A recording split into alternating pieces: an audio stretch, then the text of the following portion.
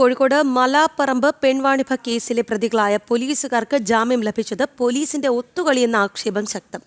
പോലീസുകാർക്കെതിരെ കൃത്യമായ വകുപ്പുകൾ ചേർക്കാത്തതിനാൽ ജാമ്യം ലഭിച്ചുവെന്നാണ് ആക്ഷേപം.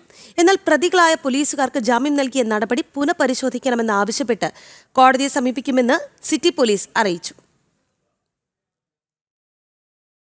മലാപ്പറമ്പിൽ അപ്പാർട്ട്മെന്റ് കേന്ദ്രീകരിച്ച് പ്രവർത്തിച്ചിരുന്ന പെൺവാണിഭ കേന്ദ്രം ഈ മാസം 6-നാണ് പോലീസ് റെയ്ഡ് ചെയ്തത്.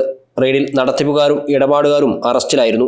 പിന്നീട് നടത്തിയ അന്വേഷണത്തിലാണ് ഈ സംഘത്തിന് പോലീസിന്റെ സഹായം ലഭിച്ചിരുന്നതായി മനസ്സിലായത്. സിറ്റി പോലീസിലെ ഡ്രൈവർമാരായ ഷൈജിത്ത്, സനിത്ത് എന്നിവരെ കേസിൽ പ്രതി ചേർത്തതിന് പിന്നാലെ അവർ ഒളിവിൽ പോയി. തുടർന്ന് താമരശ്ശേരിയിൽ നിന്നാണ് ഇവരെ അറസ്റ്റ് ചെയ്തത്. എന്നാൽ ഈ പോലീസുകാർക്കെതിരെ നിസ്സാര വകുപ്പുകളാണ് ചാർത്തിയതെന്ന വിമർശനമാണ് ഇപ്പോൾ ഉയരുന്നത്. സ്ത്രീകളെ കടത്തിക്കൊണ്ടുപോയി പലർക്കായി കാഴ്ചവെച്ച സംഭവങ്ങളെല്ലാം വിമൻ ട്രാഫിക്കിംഗ് പ്രകാരമുള്ള കുറ്റം ചുമത്തിയാണ് പോലീസ് കേസെടുക്കാറുള്ളത്.